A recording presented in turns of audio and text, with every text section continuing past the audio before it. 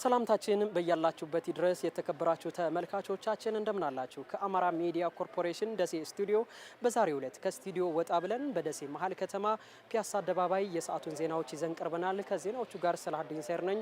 እስከ ዜናዎቻችን ፍጻሜ ድረስ አብራችሁን ቆዩ። አድዋ ሲዘከር ከአርበኞችና ነገስታቱ ገድል ጀርባ እምብዛም ያልተነገረላቸው አዝማሪዎች እንደነበሩ ታሪክ ያወሳል። አዝማሪዎች ለአርበኞች ወኔ በማሰነቅ የተወጡት ታላቅ ኃላፊነት የኪነ ጥበብን ኃያልነት የሚጠቁም መሆኑን በወሎ ዩኒቨርሲቲ የሙዚቃ መምህር ይናገራሉ። ከመምህሩ ጋር ቆይታ አድርጎ ባልደረባችን መስዑድ ጀማል ተከታዩን ዘገባ አዘጋጅቷል።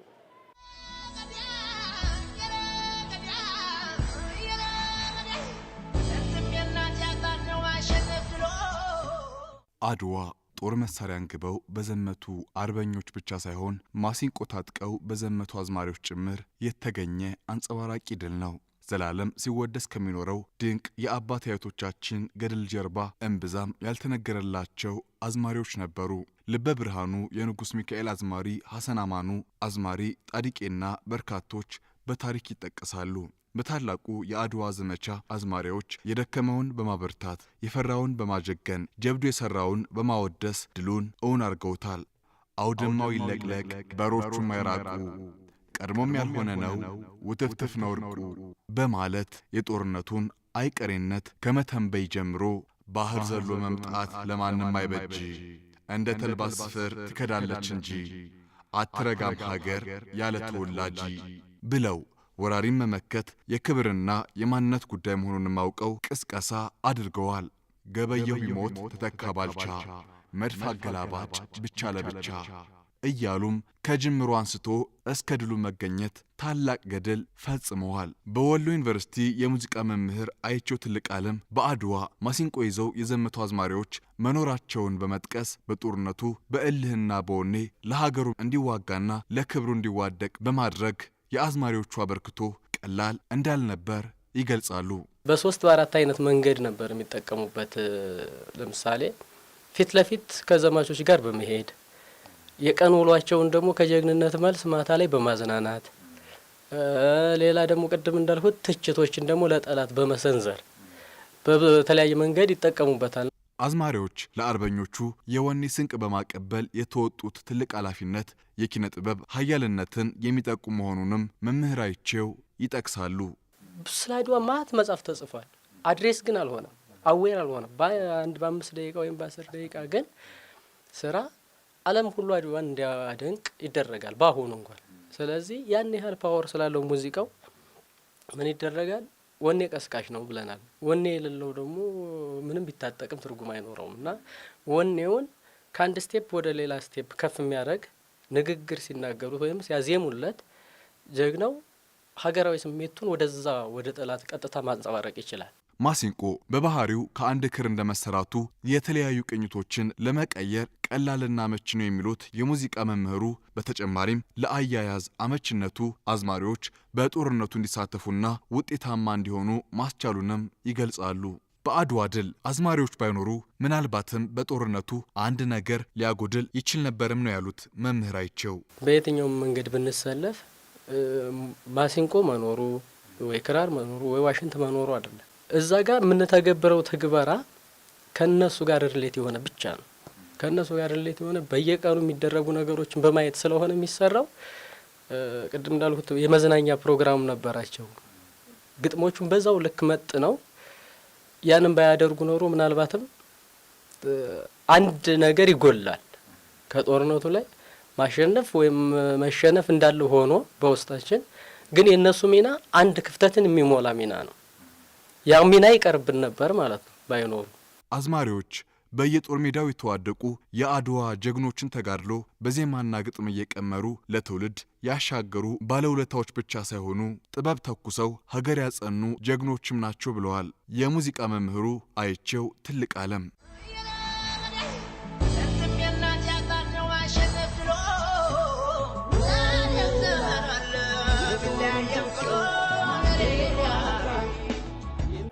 ከመደበኛ የመማር ማስተማር ሂደት ባሻገር በተለያዩ ክበባት በማሳተፍ የተማሪዎችን ክህሎት ለማሳደግ እየሰራ መሆኑን የይሁኔ ወልዱ መታሰቢያ ልዩ አዳሪ ትምህርት ቤት ገለጸም።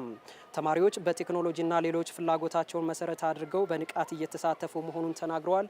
ከድር አሊ ተጨማሪ ዘገባ አለው። ተማሪዎች በመደበኛ ትምህርት ከሚያሳልፉት ጊዜ በተጨማሪ በተለያዩ ክበባት ውስጥ ሲሳተፉ የተለያዩ ስኪሎችን ወይም ክህሎቶችን ያዳብራሉ። በይሁኔ ወልዱ መታሰቢያ ደሴ ልዩ አዳሪ ትምህርት ቤት ከ9ኛ እስከ 12ኛ ክፍል የሚገኙ ተማሪዎችን በሳይንስና ቴክኖሎጂ ክበብ በመሳተፍ የተለያዩ ተግባራትን ያከናወኑ ክህሎቶቻቸውን እያሳደጉ ይገኛሉ። በተለይ የሙያ ትምህርት ዌብ ዲዛይን ትምህርት ከጀመረ ወዲህ በጣም ኢንስፓየር ሆናል።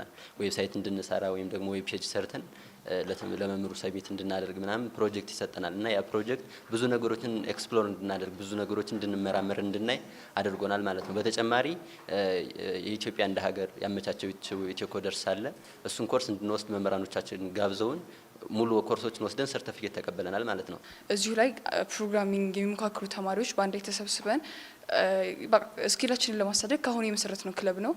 አብረን እንረዳበታለን፣ አብረን ኮድ እናደርጋለን። አንዱ የማያውቀውን እዚህ በደንብ የተማሩ ተማሪዎችም ስላሉን እንማማራለን፣ እንሰራለን ማለት ነው። ዘመኑ የቴክኖሎጂ በመሆኑ ከቴክኖሎጂ ጋር መተዋወቅ የግድ ነው ያሉት ተማሪዎቹ ቴክኖሎጂን የማወቅ ከፍተኛ ፍላጎት እንዳላቸው ነው የተናገሩት። ፕሮጀክታችን ምንድን ነበር? የትምህርት ቤቱን ዌብሳይት መስራት ነው። ቀለል አድርገን ትምህርት ቤቱ በሌሎች የሀገሪቱ አካባቢ ታዋቂ እንዲሆንና በተለይ የዚህ ትምህርት ቤት ተማሪዎች ስኮለርሺፕ አፕላይ በሚያደርጉበት ጊዜ በአድሚሽን ኮሚቴዎቹ የትምህርት ቤት ታዋቂ እንዲሆንና በተለይ ደግሞ ተማሪዎች ወደዚህ ትምህርት ቤት ለመግባት ዲጂታሊ አፕላይ አድርገው ጀስት ፎርማሊ እንዲገቡ የሚያደርግ ዌብ ፔጅ ለመስራት ይችላል ማለት ነው። ዘመኑ በጣም እየተለወጠ ነው ያለው። እንደ ድሮ በአንድ ትምህርት ተምረን ተመርቀን ብቻ ዩኒቨርሲቲ ተመርቀን ብቻ ስራ የምናገኝበት ጥሩ የሆነ ኬሪየር የሚኖርበት ጊዜ አልፏል። አሁን እንደውም በደንብ ከፎርማል ኤዱኬሽን ውጪ ፎርማል ያልሆኑ ስኪሎች እነዚህ የምንማራቸው ፕሮግራሚንግ ኦር ሌሎች ኮሚኒኬሽን ብዙ ስኪሎች ለህይወታችን እንደውም ማተር የሚያደርጉ ይመስለኛል እና በጣም አሪፍ ነው። በኢሜጅ በቪዲዮም የተደገፉ ነገሮችን እያንዳንዱን ነገር ለማሳየት እንፈልጋለን። 12ኛ ክፍል መልቀቂያ ፈተናዎች ላይ የሚፈለገው ውጤት አለ፣ የትምህርት ቤቱ ግብ እና ደግሞ እነዛ ተማሪዎች ያለፉትን ተማሪዎች ውጤት ማየት ከተፈለገም እያንዳንዱን እዚህ ላይ ማየት ይችላሉ ማለት ነው። በመቀጠል የምናየው ደግሞ ትምህርት ቤቱ ምንድን ነው የሚቀበለው የሚለውን ነገር ነው። አድሚሽን ነው። አድሚሽን ስንል እዚህ ትምህርት ቤቱ ምን አይነት ፈተናዎቹ ምን አይነት ናቸው፣ ኢቫሉዌሽኑ ለራሱ ምንድን ነው የሚለውን ነገር ማየት ይጠበቅብናል ማለት ነው። የይሁኔ ወልዱ መታሰቢያ ደሴ ልዩ አዳሪ ትምህርት ቤት የሳይንስና ቴክኖሎጂ ክበብ ተጠሪና የአይሲቲ መምህር ጀማል ሁሴን እንደገለጹት በቴክኖሎጂ ክበብ የሚሳተፉ ተማሪዎች በዘርፉ ከፍተኛ አቅም ያላቸው መሆናቸውን ተመልክተናል ብለዋል። በተለይ በአይቲው ዲፓርትመንት ብዙ ነገር እየሰሩ ነው። ለምሳሌ ዌብሳይት ዴቨሎፕ አድርገዋል፣ የትምህርት ቤታችን ማለት ነው በራሳቸው እንትን። ሁለተኛ ደግሞ የኤአይ ትሬን እያደረጉ ነው፣ የተለያዩ ኮዶች እየተማሩ ነው። ሌላኛው ደግሞ በሳይበር ሴኩሪቲ አሁን በዓለማችን አስጊ በሆነው የሳይበር ሴኩሪቲ እዛ ላይ ፎከስ እያደረጉ ነው። እንደውም እዚህ ትምህርት ቤት ምን ይጎላል መሰለ፣ ኢንፍራስትራክቸር የለውም በእኔ በኩል ማለት ነው። ምክንያቱም ሪሞት ሴንሲንግ መስራት ይፈልጋሉ፣ ማሽን ለርኒንግ ላይ መማር ይፈልጋሉ። ብዙ ነገር ነው መማር፣ በተለይ ቴክኖሎጂው ላይ ማለት ነው። ተማሪዎቹ የቁሳቁስ እጥረት ሳይበግራቸው እየሰሩ ያሉት ስራ አቅማቸውን ያሳየ ነው ያሉት ደግሞ የትምህርት ቤቱ ምክትል ርዕሰ መምህር አቶ ፍቅር በላይ ናቸው። የሳይንስና ቴክኖሎጂ ክበብን ለማጠናከርም ትምህርት ቤቱ በትኩረት እየሰራ እንደሚገኝ አስረድተዋል። በዚህ ዓመት ያደረግነው ምንድን ነው? ትምህርት ቤቱን በሚችለው አቅም ማቴሪያሎችን ለማሟላት ጥረት ያደረገበት ሁኔታ አለ። ከዛም ባሻገር ወሎ ዩኒቨርሲቲ በዚህ ዓመት መስከረም ጥቅምት አካባቢ 5 ላፕቶፖችን ድጋፍ አድርጎልናል። ድጋፍ ሲያደርግልን እኛ በቀጥታ እነዛን ላፕቶፖች ለተማሪዎች የቴክኖሎጂ ፈጠራ ስራ እንዲጠቀሙባቸው ነው ያደረግነው። ክበቡን በቁሳቁስ ለማጠናከር ወሎ ዩኒቨርሲቲ ድጋፍ እያደረገ እንደሚገኝ የተናገሩት አቶ ፍቅር ተማሪዎቹ ሙሉ አቅማቸውን ተጠቅመው እንዲሰሩ ድጋፍ እንዲደረግላቸው ጥሪ አቅርበዋል። በመጨረሻም ዲኤምቪ ፎር ደሴ የተባለ ግብረሰናይ ድርጅት በደሴ ከተማ ለሚኖሩ ከ600 በላይ ለሚሆኑ ዝቅተኛ ገቢ ላላቸው የህብረተሰብ ክፍሎች የምግብ ድጋፍ አደረገም። ድጋፉ የማህበረሰቡን የመረዳዳትና የአብሮነት እሴት የሚያጠናክር መሆኑን ከተማ አስተዳደሩ አመላክቷል። ሳሙኤል ኪሮስ አረመዋ በረካ ይሁኑ፣ በረካ ላይ አድርጋቸዋል። ሀገራችን ሰላም ይሁን። በረመዳንና በአብይ ጾም መተሳሰብና መንፈሳዊነት ይጠነክራል። የተቸገሩ ወገኖች ከወትሮ በተለየ የሚጠየቁበትም ነው። በደሴ ቅልቦች ስር የሚገኘው ዲኤምቪ ፎር ደሴ የተባለ በደሴ ከተማ የሚገኝ ግብረሰናይ ድርጅት የአብይና የረመዳን ጾምን ምክንያት በማድረግ በዝቅተኛ የኑሮ ደረጃ የህብረተሰብ ክፍሎች ድጋፍ መደረጉን የዲኤምቪ ፎር ደሴ የበጎ አድራጎት ድርጅት አማካሪ አቶ ማዘንጊያ አበበ ገልጸዋል። የዛሬው አጠቃላይ ፕሮግራም ለሁለቱም እምነት ተከታዮች የተዘጋጀ ነው።